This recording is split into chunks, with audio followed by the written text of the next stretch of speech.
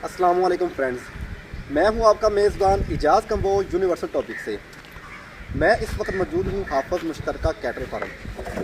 आज हम बात करेंगे कट्टा और बछड़ा फार्मिंग के हवाले से। मेरे पास जो मौजूद है भाई, आप सब भाई इनको जानते होंगे, इनाम भाई।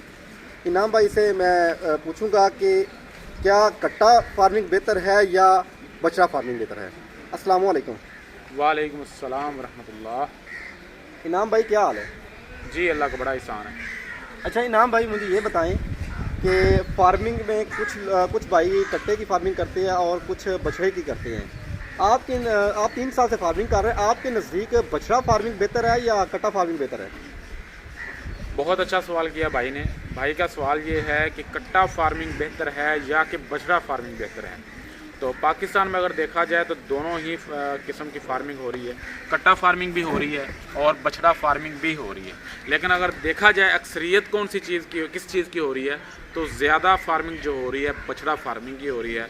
और मैं ये समझता हूँ कि कट्टा फार्मिंग से बछड़ा फार्मिंग बेहतर है और भाइयों को बछड़ा फार्मिंग करनी चाहिए बजाय कट्टा फार्मिंग के। अच्छा इनाम भाई, इसकी क्या वजह है? कट्टा वैसे तो हमारे पाकिस्तान में ज़्यादा खाया जाता है, यहाँ पे हम पसंद ज़्यादा करते हैं कट्टा। बाहर हमारे शहरों में बिकता भी कट्टा है, तो ये बछड़ा फार्मिंग क्यों बेहतर है? भाई का सवाल है बछड़ा फार्मिंग कट्टा फार्मिंग से क्यों बेहतर है। अगर हम मुकामी अपनी बात करें, पाकिस्तान की बात करें, यहाँ पर जो लोग हैं वो कट्टे का गोश्त जो है उसको ज़्यादा पसंद करते हैं। तो उस एतबार से भाई का पॉइंट है कि अगर देखा जाए तो फिर कट्टा फार्मिंग करनी चाहिए। मैं आपको बताता चलूँ, जो कट्टा फार्मिंग है, जो कट्टे का गोश्त है वो सिर्फ हमारे मुकामी ही ज़्यादा खाया जाता है। हम लोग कहते हैं कि जी कट्टे का गोश्त होना चाहिए, और हमारे जो कसाई हैं वो कट्टा ज़्यादा ज़िबा करते हैं और कट्टे की डिमांड भी ज़्यादा है। लेकिन जब आप फार्मिंग करते हैं तो डेफिनेटली आप फार्मिंग कसाईयों के लिए नहीं करते। अगर आप कसाईयों के लिए करेंगे तो फिर तो आपको वारा ही नहीं रहेगा, वो आपके पल्ले कुछ नहीं डालेंगे। डेफिनेटली आप जो माल है वो स्टार्टर करवाएंगे, आप फैक्ट्रियों को देंगे, तो फिर वहाँ पर अगर देखेंगे तो वहाँ पर डिमांड ज़्यादा बछड़े की है। उसकी रीज़न क्या है? आप सब भाई जानते होंगे कि जो अंग्रेज़ हैं वो ज़्यादा गाय का इस्तेमाल करते हैं, गाय का दूध पीते हैं और गाय का ही इस्तेमाल करते हैं। उनके नज़दीक जो बछड़े का गोश्त है वो कट्टे के गोश्त से बेहतर है, और हकीकत भी यही है। हम लोग जो पंजाबी लोग हैं या पाकिस्तानी लोग वो तो कट्टा पसंद करते हैं, लेकिन अगर देखा जाए, सारी चीज़ों को देखा जाए, तो जो बछड़े का गोश्त है वो कट्टे से बेहतर है। और बछड़े का गोश्त जो है वो बाहर के ममालिक में ज़्यादातर बछड़े का गोश्त इस्तेमाल होता है, इसलिए बछड़े के गोश्त की डिमांड फैक्ट्रियों में ज़्यादा है, कट्टे के गोश्त की डिमांड फैक्ट्रियों में कम है। कट्टे का जो रेट है वो 40 रुपये 50 रुपये बछड़े के गोश्त से कम होता है उसका रेट। लेकिन अगर हम अपने पाकिस्तान में कसाईयों की बात करें तो कसाईयों के पास बछड़े का रेट कम होता है, कट्टे का रेट ज़्यादा होता है। लेकिन हमने जब फार्मिंग करनी है, 100-50 जानवर डालना है, तो हमने तो फैक्ट्री को माल देना है, तो वहाँ पर जो डिमांड है वो कट्टे की नहीं है, वो बछड़े की है। फैक्ट्रियों वाले कट्टा लेते ज़रूर हैं, लेकिन कट्टे का रेट कम होता है, कट्टे की डिमांड कम होती है। जहाँ पर रोज़ाना का फ़र्ज़ करें 100 जानवर अगर ज़िबा हो रहा है फैक्ट्रियों में, उस 100 में से 90 जानवर जो होता है वो बछड़ा होता है और 10 जानवर जो होते हैं वो सिर्फ कट्टे होते हैं। अच्छा इनाम भाई, मुझे ये बताएं कि जब फार्मिंग करते हैं तो ग्रोथ के हवाले से आपकी क्या राय है? ग्रोथ ज़्यादा बछड़ा करता है या कट्टा करता है? ग्रोथ ज़्यादा कौन करता है?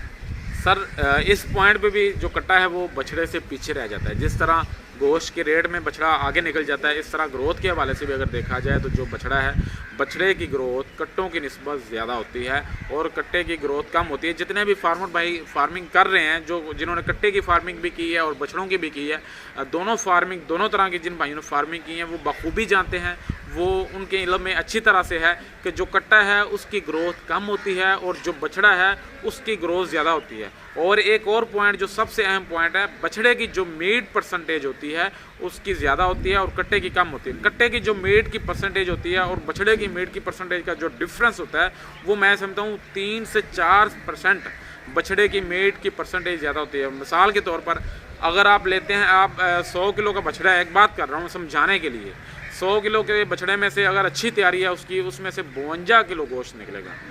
इसी तरह अगर आप कट्टा लेंगे तो 100 किलो का अगर कट्टा होगा तो उसमें से जो अच्छा तैयार होगा तो उसमें से गोश्त निकलेगा 48 किलो, 4 किलो 4% गोश्त कम निकलेगा। तो फी 100 के पीछे की बात कर रहा हूँ, जो जानवर 300 kg का तो वो 12 kg गोश्त का फ़र्क पड़ जाएगा ना। 100 किलो के पीछे तकरीबन 4 किलो गोश्त का फ़र्क पड़ता है और 4 किलो 2000 का, यानी कि अगर एक 300 kg वाला कट्टा होगा और 300 kg वाला बछड़ा होगा, उसमें जो फ़र्क आएगा वो तकरीबन आप यूँ ही समझ लें कुछ 6000 रुपये का ये फ़र्क आ जाएगा। उसके अलावा जो कट्टे की सलाखत होती है उसका रेट भी कम होता है बछड़े की सलाखत से। कट्टे की सलाखत का जो रेट होता है वो अगर 3000 होगा तो बछड़े की सलाखत का रेट 4045 होगा। तो इस हवाले से देखा जाए, ग्रोथ के हवाले से भी बछड़ा जो है वो बछड़ा फार्मिंग बेहतर है। मीट की परसेंटेज के हवाले से भी देखा जाए तो उस हवाले से भी बछड़ा फार्मिंग बेहतर है। मीट जानवरों के गोश्त का जो रेट है कट्टे और बछड़े के गोश्त के रेट से हवाले से देखा जाए तो उस हवाले से भी बछड़े का रेट ज़्यादा है। सलाखतों के रेट के हवाले से भी देखा जाए तो उस हवाले से भी कट्टे का रेट कट्टे की सलाखत का रेट कम है और बछड़े की सलाखत का रेट ज़्यादा है। तो इसलिए मैं समझता हूँ बछड़ा फार्मिंग बेहतर है। जी माशाल्लाह, इनाम भाई से हमने पूछा, इनका डिफरेंट पूछा है कि बछड़ा और कट्टे में क्या फ़र्क है। तो इनाम भाई के नज़दीक तो बछड़ा फार्मिंग ही करनी चाहिए, क्योंकि हर लिहाज से बछड़ा फार्मिंग ही बेहतर है। तो इसके अलावा इंशाल्लाह कोई भी मालूमात लेनी हो किसी भाई ने तो कमेंट्स में बताइएगा, हम इंशाल्लाह इनाम भाई से पूछते रहेंगे। तो मैं और भी 2-4 चीज़ें डिस्कस करना चाहूँगा भाइयों से, कट्टा फार्मिंग और जो बछड़ा फार्मिंग है उस हवाले से।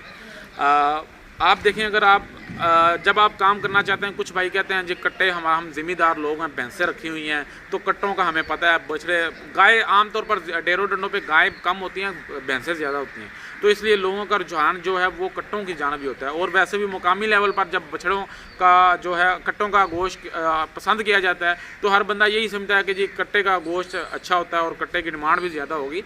ऐसी बात नहीं है, फैक्ट्रियों के अंदर कट्टे की डिमांड बहुत कम है, बछड़े की डिमांड ज़्यादा है, बछड़े का गाहक भी ज़्यादा है, बछड़े का कस्टमर भी ज़्यादा है। अगर आप बछड़ा फार्मिंग करते हैं, आप अच्छी नस्ल का जो बछड़ा है वो तैयार कर लेते हैं, अच्छी क्वालिटी वाला बछड़ा तैयार कर लेते हैं तो आपको कस्टमर एक से एक मिलेगा, ज़्यादा से ज़्यादा कस्टमर मिलेंगे और रेट भी आपको मार्केट में अच्छा मिलेगा। अब कट्टा जो अगर आप कट्टे की फार्मिंग करते हैं, इसके भी गाहक हैं, ये नहीं है कि नहीं है, मार्केट में बहुत गाहक है, लेकिन उतना रेट आपको नहीं मिलेगा जितना आपको बछड़े का मिलेगा। कम से कम 50 रुपये किलो का फ़र्क है।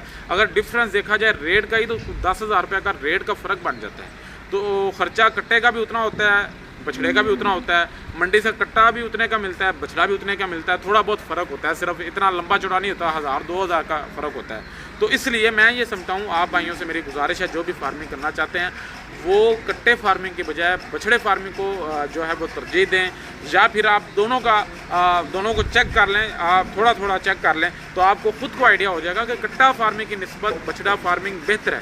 कट्टा फार्मिंग में नुकसान नहीं है, मैं ये नहीं कह रहा नुकसान नहीं है, और नुकसान है, लेकिन बछड़ा फार्मिंग में कट्टा फार्मिंग की निस्बत मुनाफा ज़्यादा है। नुकसान तो दोनों चीज़ों में ही हो जाता है। बहुत सारे लोग हैं जो दोनों चीज़ों में नुकसान कर रहे हैं, मिस मैनेजमेंट की वजह से, अपनी गलतियों की वजह से।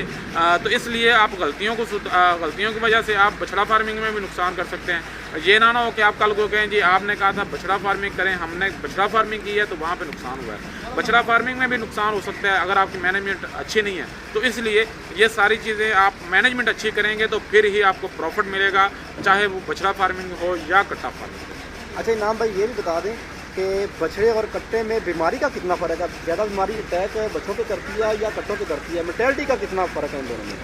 मुश्किल ज़्यादा काम कौन सा है, कट्टे का मुश्किल काम था या बछड़े का मुश्किल काम था? देखें जी, मोर्टेलिटी जो होती है, जो बीमारी होती है वो तकरीबन दोनों में ही ज़्यादा दोनों में तकरीबन बराबर होती है। अगर आप अच्छी डिवर्मिंग करते हैं, अच्छी वैक्सीनेशन करते हैं, सारी चीज़ें अच्छी करते हैं तो वो आपको मसला नहीं होगा, दोनों में बीमारी इतनी ज़्यादा नहीं होती।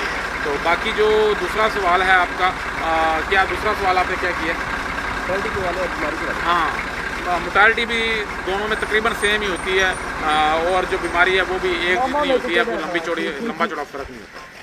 जी माशाल्लाह, इनाम भाई ने बहुत ही अच्छी मालूमात हमें दी है बछड़े और कट्टों के हवाले से। तो आज के लिए इतना ही, अपने मेज़बान को दीजिएगा इजाज़त। अल्लाह हाफ़िज़। आप सब्सक्राइब जरूर करना, कभी जरूर जानना।